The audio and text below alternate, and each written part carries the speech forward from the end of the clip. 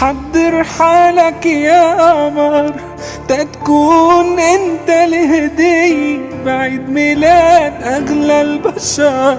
ونجومك نزل لي حبيبة قلبي كبرت سنيك العام وانت حب الهني حبيبة قلبي كبرت سنيك العام وانت حب الهني حضنك انا شفت الجنة بعيني